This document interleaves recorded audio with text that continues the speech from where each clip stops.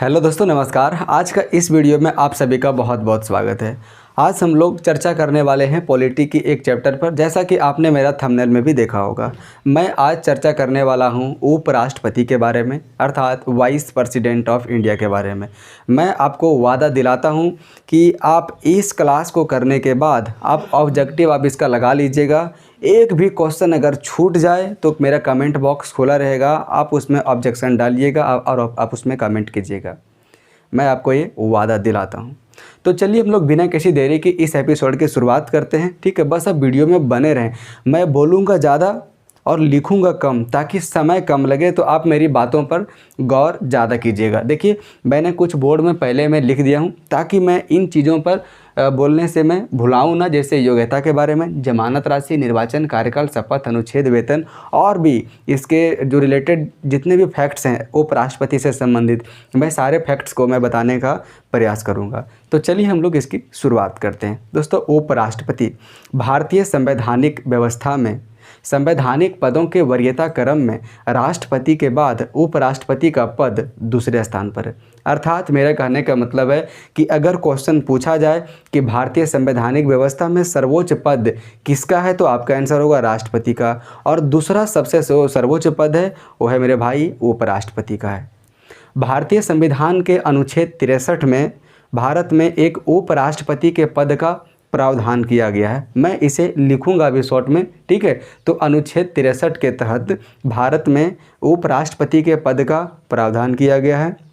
अनुच्छेद 64 के तहत जो भारत का उपराष्ट्रपति होगा वो राज्यसभा का पदेन सभापति होगा। अच्छा, अगर बात करा जाए कि भारतीय संविधान में उपराष्ट्रपति का पद किस देश के संविधान से लिया गया है, तो आपका आंसर होगा अमेरिका के संविधान से। दोस्तों, कई बार अमेरिका ना लिखकर उसमें यूएसए लिखा होता है, तो यूएसए और अमेरिका एक ही देश का नाम है, ठीक है। तो इसका स्रोत क्या है मेरे भाई? अमेरिका के संविधान से लिया गया है। चलिए अब हम लोग बात करते हैं उपराष्ट्रपति की योग्यताएं के बारे में। मैं अभी जो आपको बताया वो थोड़ा सा मैं लिख देता हूँ, ठीक है। तो अगर आपको वीडियो लिखते समय स्लो लगे तो आप वीडियो को फास्ट कर लीजिएगा।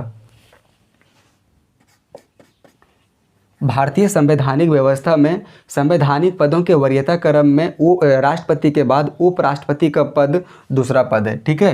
यानी कि भारतीय, मैं लिख देता हूँ, संवैधानिक व्यवस्था में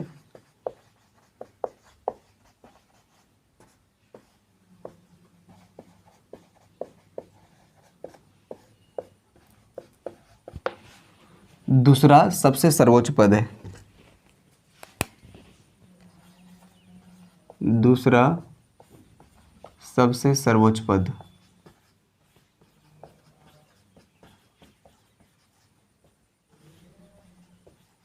ठीक है।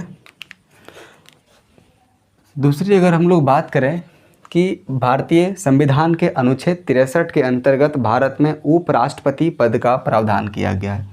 अनुच्छेद 63 का संबंध किससे है मेरे भाई? तो उपराष्ट्रपति के पद के बारे में उल्लेख किया गया है।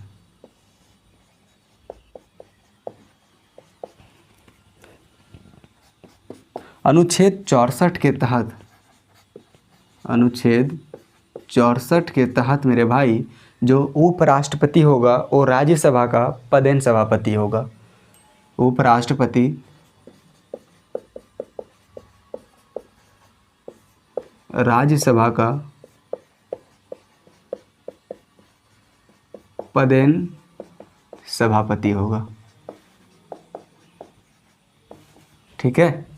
अगर मैं बात करूं स्रोत के बारे में कि उपराष्ट्रपति के पद का प्रावधान किस देश से लिया गया है, तो आपका आंसर होगा अमेरिका से लिया गया है। कहाँ से मेरे भाई?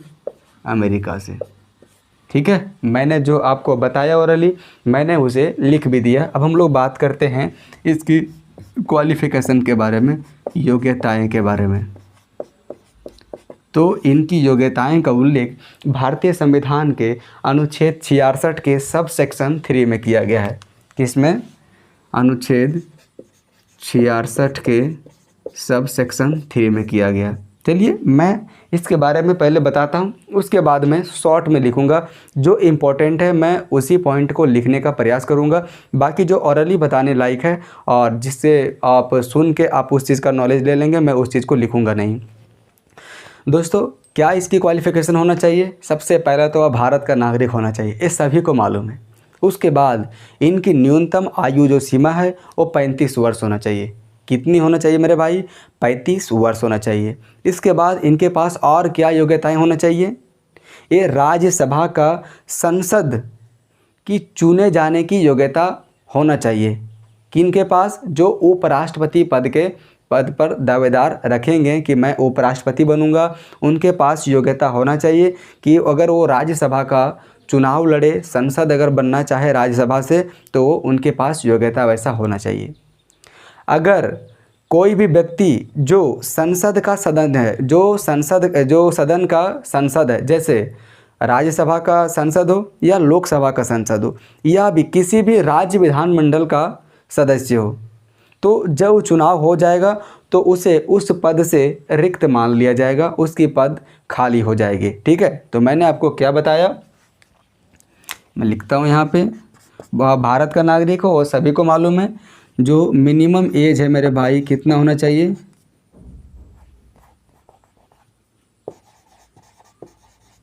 मिनिमम एज कितना होना चाहिए मेरे भाई? 35 वर्ष होना चाहिए। ठीक है, उसके बाद वह राज्यसभा की संसद की चुने जाने की योग्यता रखता हो। राज्यसभा संसद की योग्यता रखता हो, संसद की चुने जाने की योग्यता रखता हो। ठीक है, ऐसा कोई ज़रूरी नहीं है कि वो राज्यसभा का सदस्य ही होगा, लेकिन चूंकि दोस्तों मैंने आपको पहले बताया कि अनुच्छेद 64 के तहत जो उपराष्ट्रपति होता है वो राज्यसभा का पदेन सभापति होता है। पदेन सभापति का मतलब होता है जिस प्रकार से लोकसभा का अध्यक्ष होता है ना, स्पीकर होता है, अभी कौन है? ओम बिरला है ना। उसी प्रकार से जो राज्यसभा का सभापति होता है ना, देखिए लोकसभा का अध्यक्ष का चुनाव उसी लोकसभा के सदस्यों में से किया जाता है, लेकिन राज्यसभा के सभापति का चुनाव राज्यसभा के सदस्यों में से नहीं किया जाता है, इनको ऐसे ऑरली चुना जाता है। ठीक है, तो मैंने आपको क्या बताया कि वह राज्यसभा के सांसद की चुने जाने की योग्यता रखता हो। ठीक है, और उनकी आयु सीमा 35 वर्ष हो, और इनकी योग्यताएं के बारे में दिया गया है अनुच्छेद 66 के सब सेक्शन 3 में इसकी उल्लेख किया गया है। अब हम लोग बात करेंगे जमानत राशि पे कि जब उपराष्ट्रपति पद के लिए कोई भी उम्मीदवार दावेदारी ठोकता है तो उन्हें निर्वाचन से पहले आरबीआई में 15,000 रुपये का जमानत राशि देना होता है। ठीक है, चलिए जमानत राशि के बारे में, जमानत राशि कौन सा बैंक में जमा करना होता है मेरे भाई? तो आरबीआई के पास जमा करना होता है। कितना हज़ार रुपये? 15,000 रुपये जमा करना होता है। अब हम लोग बात करते हैं निर्वाचन पर। दोस्तों, आप निर्वाचन के पॉइंटों को आप आराम से सुनिएगा। ठीक है, मैं इसे इरेज कर देता हूं, उसके बाद मैं लिखूंगा भी। ठीक है,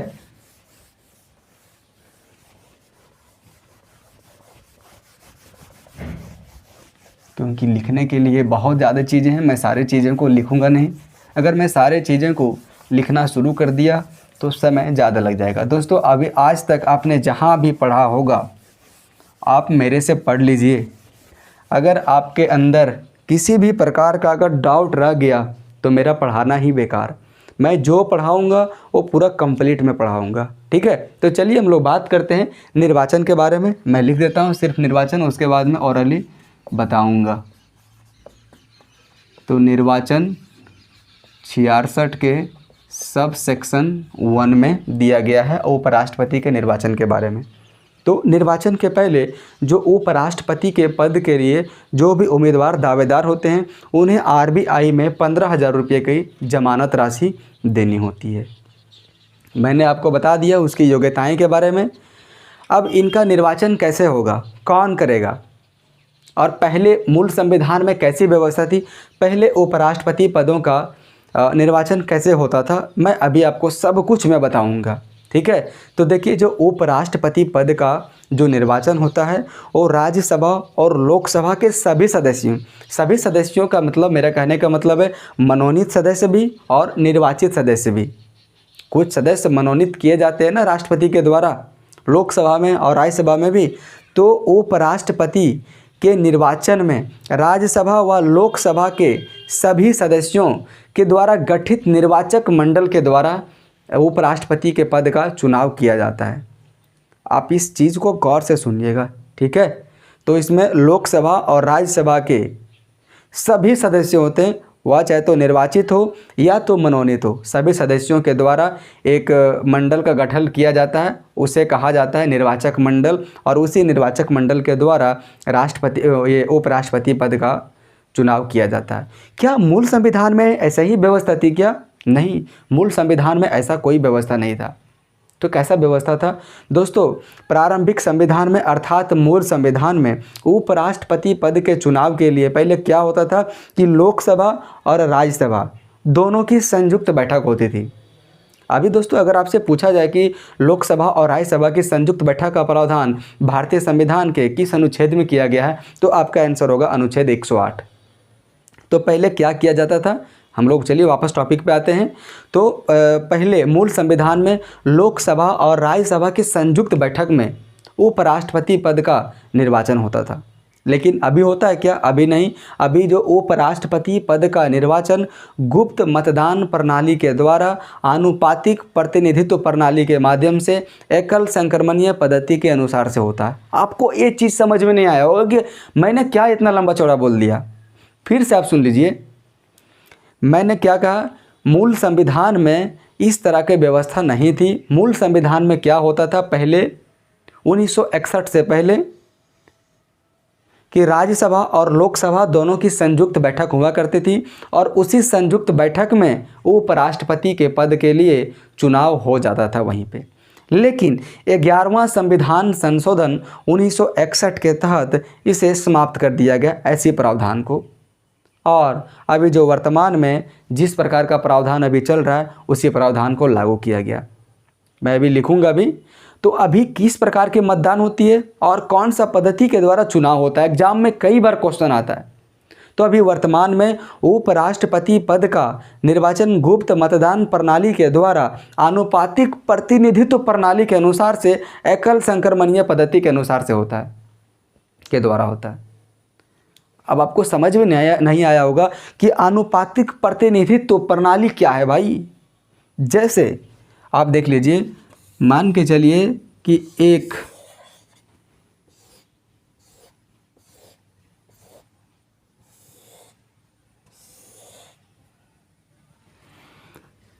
जैसे मान के चलिए मैं कुछ नाम लिख देता हूँ यहाँ पे A B C D, ठीक है।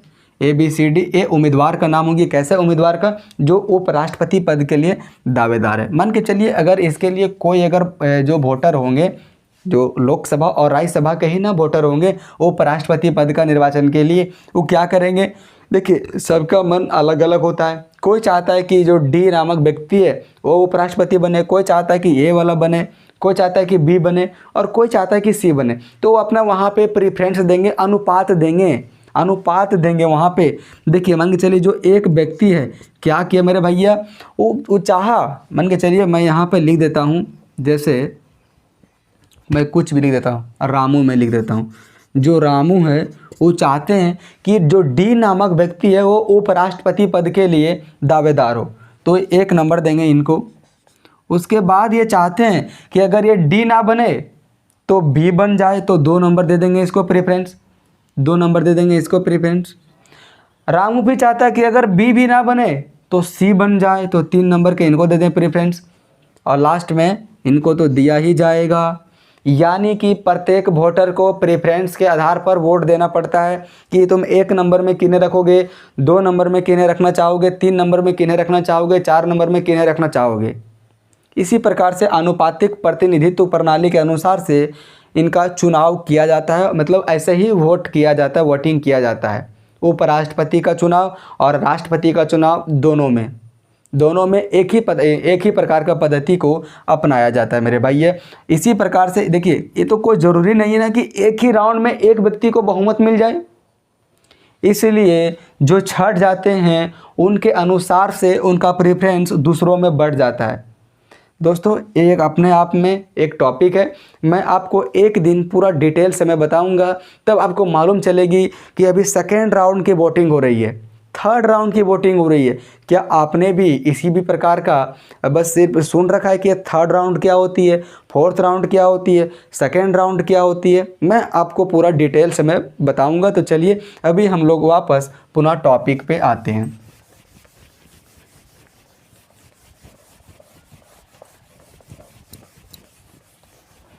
तो हम लोग बात कर रहे थे उपराष्ट्रपति के निर्वाचन के बारे में। तो कि मूल संविधान में ऐसी व्यवस्था नहीं थी। 11वें संविधान संशोधन 1961 के तहत ऐसी व्यवस्था को समाप्त कर दिया गया और उपराष्ट्रपति का नाम अब जो निर्वाचन है उसे गुप्त मतदान प्रणाली के द्वारा किया जाने लगा। कौन सा प्रणाली के द्वारा अब किया जाता है? तो गुप्त प्रणाली तो है ही कि सबको दिखा के कोई वोट तो थोड़ी ना करेगा। पहले जब संयुक्त बैठक होता था तो सब लोग हाथ खड़ा करते थे कि इसे बनाया जाए, हाथ खड़ा करो, इसे बनाया जाए, हाथ खड़ा करो। लेकिन अब गुप्त प्रणाली के माध्यम से होता है और अनुपातिक प्रतिनिधित्व प्रणाली के द्वारा होता है, एकल संक्रमणीय मत पद्धति के द्वारा होता है। ठीक है, मैं आपको एक दिन पूरा डिटेल से मैं बताऊंगा, उसके बाद आपकी सारी कन्फ्यूजन दूर हो जाएगी, मैं आपसे वादा करता हूँ। चलिए, अगर निर्वाचन में किसी भी प्रकार का विवाद अगर हो जाए, ऐसा तो होता है ना, अगर विवाद हो जाए तो ऐसे विवाद को कौन सुलझाएगा, ऐसे विवाद को कौन समाधान करेगा? तो राष्ट्रपति हो या उपराष्ट्रपति हो, राष्ट्रपति हो या उपराष्ट्रपति हो, दोनों के जो निर्वाचन से संबंधित उत्पन्न विवाद का मामला का समाधान सुप्रीम कोर्ट के द्वारा किया जाता है। और जो सुप्रीम कोर्ट का आदेश होता है मेरे भाई, वो अंतिम आदेश होता है। यानी जो सुप्रीम कोर्ट कह गया वो कह गया। ठीक है, सुप्रीम कोर्ट के बाद और कोई कोर्ट इसका समाधान नहीं करता। तो एग्जाम में कई बार क्वेश्चन आया हुआ है कि राष्ट्रपति या उपराष्ट्रपति के निर्वाचन से उत्पन्न मामलों का निष्पादन किसके द्वारा किया जाता है? तो सुप्रीम कोर्ट के द्वारा किया जाता है। ठीक है, तो मैंने निर्वाचन के बारे में बात कर ली। चलिए, निर्वाचन में एक चीज़ मैं आपको और मैं ऐड करना चाहूँगा यहाँ पे कि क्या जो राज्य विधानमंडल का सदस्य उपराष्ट्रपति पद के निर्वाचन में भाग लेते हैं क्या? नहीं लेते हैं। राज्य विधानमंडल का मतलब हो गया राज्य विधानसभा भी और राज्य विधान परिषद भी। तो ना राज्य विधानसभा के सदस्य भाग लेते हैं, ना राज्य विधान परिषद के। दोस्तों, इसमें एक चीज़ और इम्पोर्टेंट है कि जो राज्य विधानसभा के जो राज्य विधान परिषद के सदस्य होते हैं वो उपराष्ट्रपति की तो छोड़िए, वो राष्ट्रपति के भी निर्वाचन में भाग नहीं लेते हैं। कौन? राज्य विधान परिषद की सदस्य। ठीक है, तो चलिए हम लोग थोड़ा सा इसे लिखने का प्रयास करते हैं। मार्कर चेंज कर लेता हूँ। ठीक है, तो राज्यसभा प्लस लोकसभा दोनों के सदस्यों के द्वारा, दोनों के सभी सदस्य का मतलब हो गया मनोनीत और निर्वाचित दोनों। ठीक है, मनोनीत और निर्वाचित दोनों, मनोनीत प्लस निर्वाचित दोनों के सदस्यों के द्वारा चुनाव किया जाता है। मूल संविधान में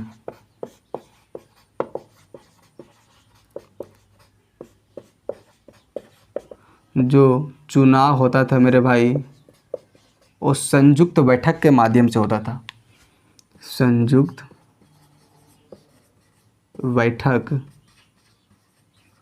के माध्यम से होता था। अगर बोला जाए कि संयुक्त बैठक का प्रावधान भारतीय संविधान के किस अनुच्छेद में किया गया है, तो आपका आंसर होगा मेरे भाई अनुच्छेद 108। क्वेश्चन ये भी आ सकता है, कोई गारंटी नहीं। उपराष्ट्रपति या राष्ट्रपति के निर्वाचन से संबंधी उत्पन्न मामलों का निष्पादन या समाधान सुप्रीम कोर्ट के द्वारा किया जाता है। जो निर्वाचन के समय निर्वाचन से संबंधित मामलों का समाधान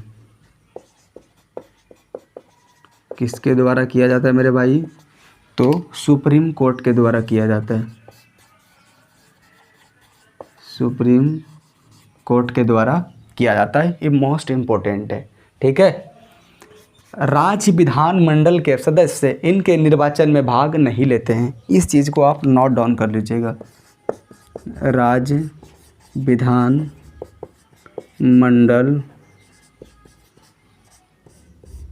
के सदस्य निर्वाचन में भाग नहीं लेते।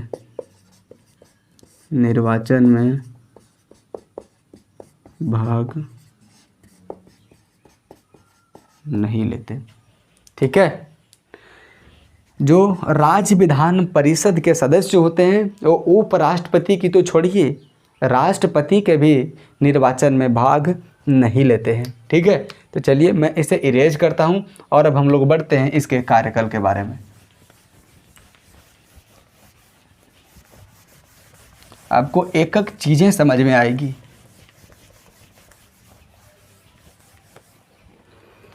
कार्यकाल के बारे में हम लोग इनका कार्यकाल का वर्णन अनुच्छेद 67 में किया गया है मेरे भाई। अभी आपको पूरा बताऊंगा, ठीक है। अनुच्छेद 63 से लेकर अनुच्छेद 71 तक पूरा मैं बताऊंगा। अब इनका कार्यकाल क्या होता है मेरे भैया? तो उपराष्ट्रपति का कार्यकाल 5 वर्षों का होता है। क्या वो 5 वर्षों के पहले उन्हें उसे पद से निकाला जा सकता है क्या? बिल्कुल उन्हें अपने पद से निकाला जा सकता है। क्या वो अपने मन से निकल सकते हैं क्या? अगर वो उपराष्ट्रपति के पद पर निर्वाचित हो गए तो बिल्कुल निकल सकते हैं, त्याग पत्र देकर। वो अपना त्याग पत्र किसे देंगे मेरे भाई? राष्ट्रपति को देंगे। तो उपराष्ट्रपति अपना त्याग पत्र दे देते हैं राष्ट्रपति जी को, और राष्ट्रपति जी अपना त्याग पत्र देते हैं किन्हें? उपराष्ट्रपति को देते हैं। इसके बाद और कोई उपाय है क्या? बिल्कुल उपाय है।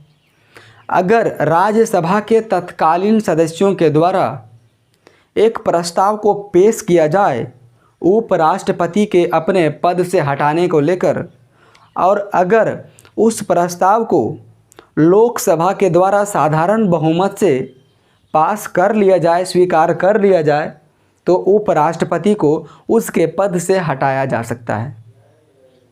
अब इसमें 2-3 पॉइंट ऐसा है जो शायद आपसे क्लियर ना हुआ होगा। एक, आपने गैस किया होगा कि राज्यसभा के तत्कालीन सदस्य क्या होते हैं मेरे भाई।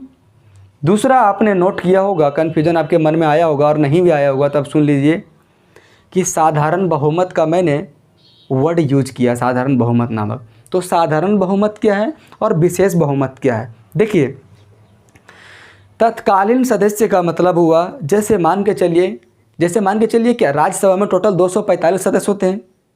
245 सदस्यों में से आज के दिन अगर मान के चलिए, अगर आज हमें उपराष्ट्रपति के पद से संबंधित एक संकल्प को पारित करना है उसे पद से हटाने के लिए, अगर 245 सदस्यों में से मात्र अगर आज 200 ही सदस्य उपस्थित है, 150 ही उपस्थित है, लेकिन कोरम पूरा होना चाहिए। कोरम कितना होता है? 1/10, ठीक है। मान के चलिए कि आज 150 सदस्य है, तो अगर 150 सदस्यों के बहुमत का मतलब होता है 2/3, ठीक है।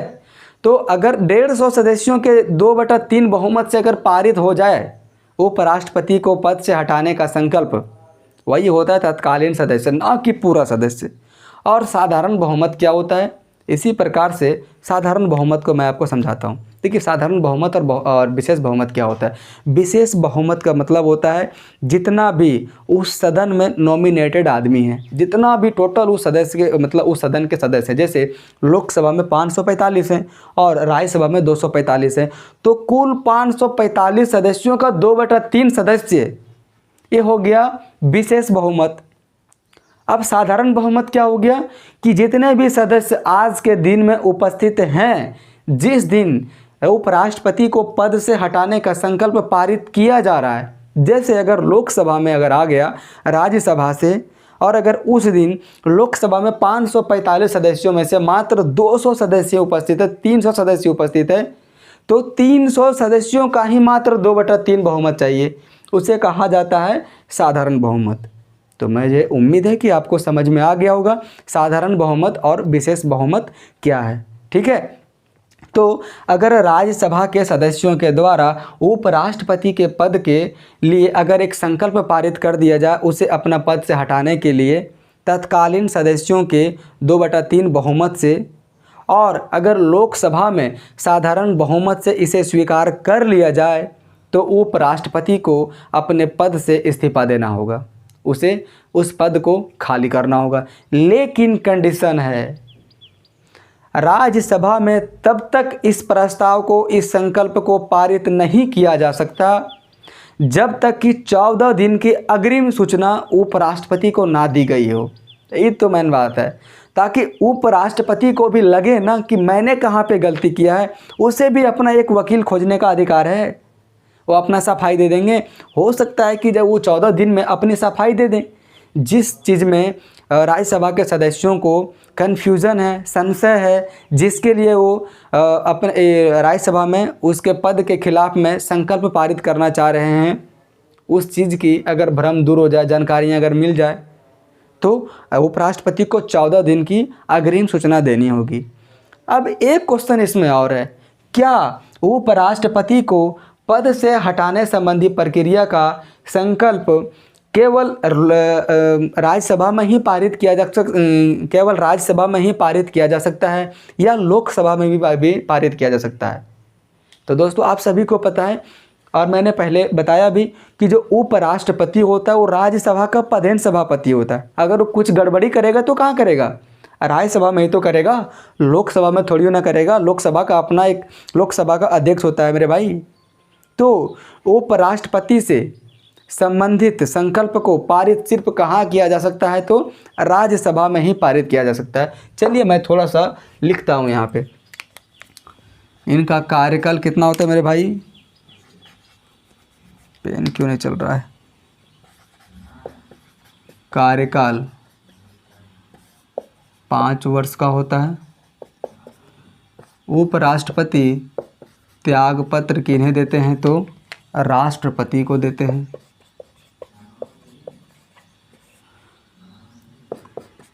उपराष्ट्रपति को पद से हटाने संबंधी संकल्प केवल राज्यसभा में ही पारित किया जा सकता है, लोकसभा में नहीं। मैंने इसका भी आपको कारण बताया। उपराष्ट्रपति को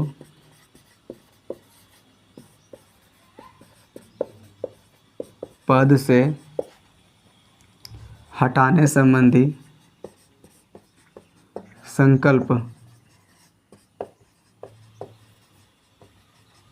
सिर्फ राज्यसभा में पारित किया जा सकता है। राज्यसभा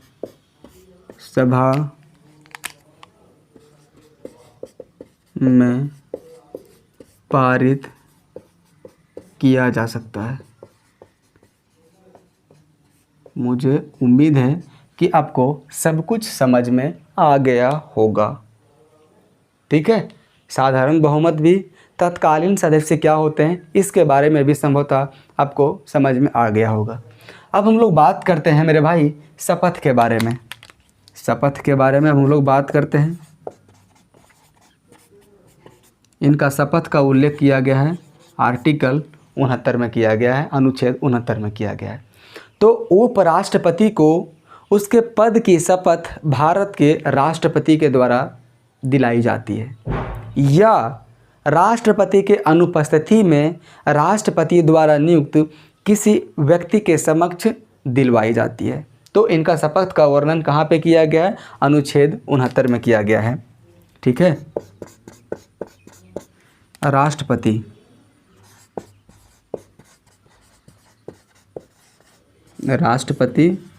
या राष्ट्रपति द्वारा नियुक्त व्यक्ति के समक्ष इनको शपथ लेना पड़ता है।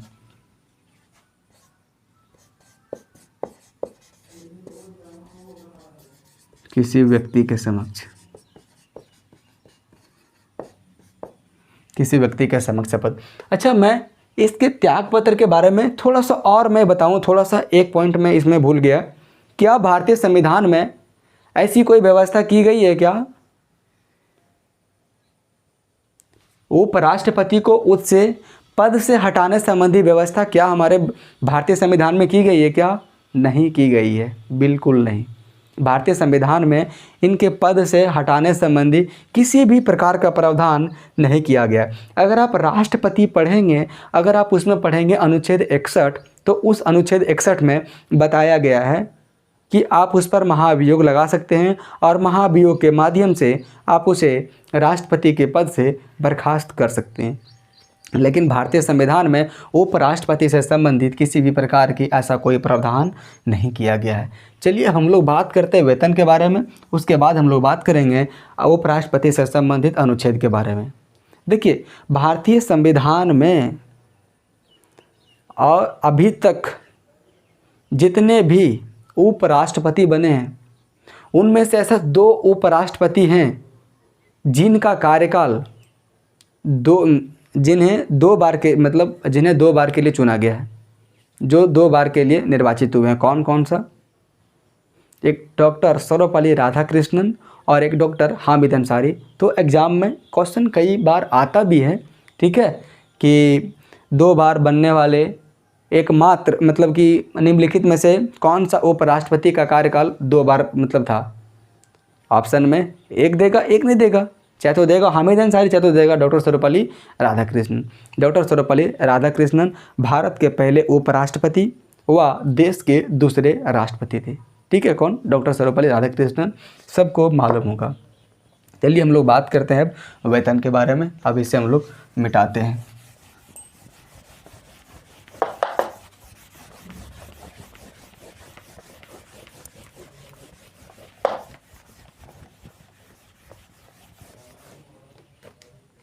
वेतन के बारे में बात करते हैं। आप इस चीज़ को ध्यान से सुनिएगा। वेतन के बारे में राष्ट्रपति, अगर हम बोलेंगे कि राष्ट्रपति को वेतन ही नहीं मिलता, आप कहेंगे भाई आप फालतू बोलते हैं, आप झूठ बोलते हैं। इस चीज़ की सच्चाई है कि राष्ट्रपति को पेमेंट नहीं मिलता है, 1 रुपया भी नहीं मिलता है। इस चीज़ में कितनी सच्चाई हो सकता है कि आप पहली बार सुने होंगे। अगर आप क्वेश्चन देखेंगे कई बार एग्जाम में, तो क्वेश्चन भी इनके वेतन से संबंधित आया हुआ है। अब मैं आपको बताता हूँ कि मैं ऐसा क्यों बोल रहा हूँ कि उपराष्ट्रपति को पेमेंट नहीं मिलता। दोस्तों, भारतीय संविधान में उपराष्ट्रपति के पद के लिए किसी भी प्रकार का वेतन का प्रावधान ही नहीं किया गया है। आप तो बोलेंगे कि सर इन्हें तो 4 लाख रुपये का पेमेंट मिलता है, तो आप कैसे बोल रहे हैं कि 1 रुपया भी नहीं मिलता है? जी, भारत के उपराष्ट्रपति का पेमेंट 0 रुपया है। भारत का उपराष्ट्रपति का पेमेंट राज्यसभा के सभापति होने के नाते मिलता है। अगर वो राज्यसभा का सभापति नहीं होते तो उन्हें पेमेंट 1 रुपया भी नहीं मिलता। तो राज्यसभा के सभापति होने के नाते उपराष्ट्रपति जी को 4 लाख रुपए का पेमेंट मिलता है। अब कौन सा निधि से मिलता है? तो जो उपराष्ट्रपति का पेमेंट है वो संचित निधि पर भारित होता है, भारत की संचित निधि पर। ठीक है, चलिए मैं यहाँ पे लिखता हूँ कि वेतन उपराष्ट्रपति का 0 रुपया। शायद आप इस चीज़ को सुन के थोड़ी सी आश्चर्यचकित हुए होंगे। उपराष्ट्रपति का पेमेंट की वेतन कितना मैंने आपको बताया? 0 रुपया। राज्यसभा के सभापति होने के नाते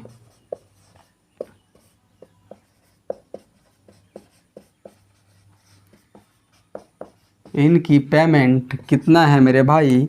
तो 4 लाख रुपया है, जो संचित निधि पर भारित है, जो संचित निधि पर भारित है। ठीक है, तो मैं उम्मीद करता हूँ कि आपको समझ में आ गया होगा। चलिए हम लोग बढ़ते हैं अब अनुच्छेद की ओर, आपको काफ़ी मज़ा आएगा। एग्जाम में कई बार क्वेश्चन अनुच्छेद से ही फंसता है। मैं मार्कर थोड़ा सा चेंज कर लेता हूँ क्योंकि मार्कर चल नहीं रहा है।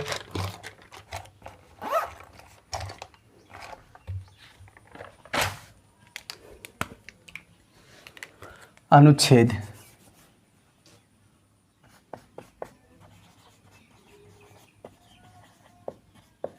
मैं अभी आपको समझाऊंगा भी, और मैंने जो आपको बताया उसी चीज़ को बस अनुच्छेद में याद कर लेना है, सिंपल।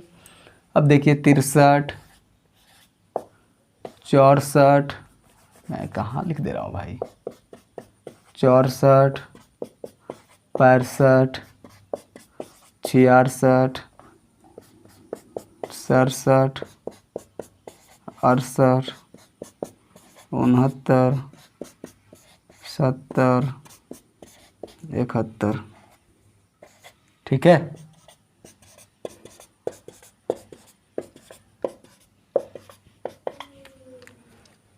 तो उपराष्ट्रपति के पद का प्रावधान अनुच्छेद 63 के तहत किया गया है।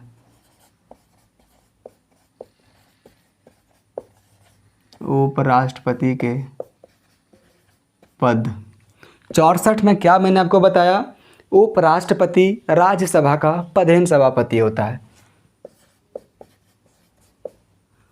राज्य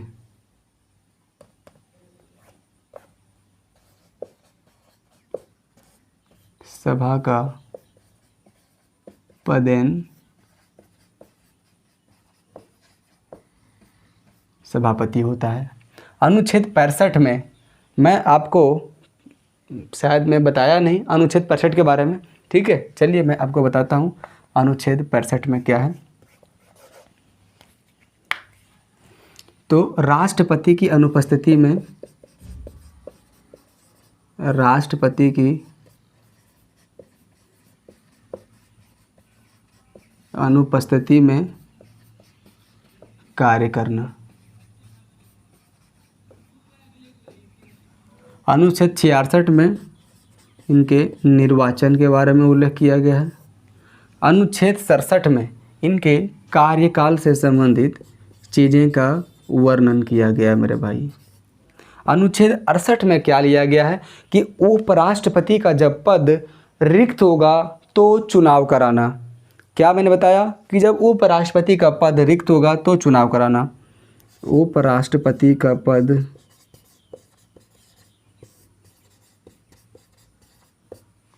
के रिक्ति के समय चुनाव।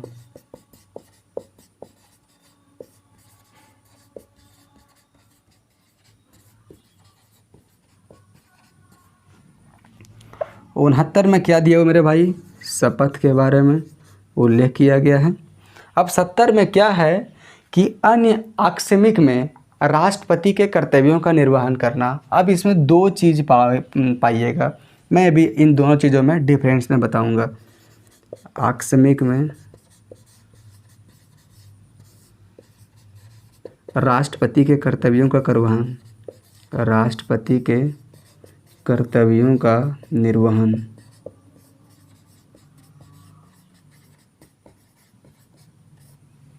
ठीक है। और अनुच्छेद 71 में इनके चुनाव के बारे में दिया हुआ है, उपराष्ट्रपति का चुनाव।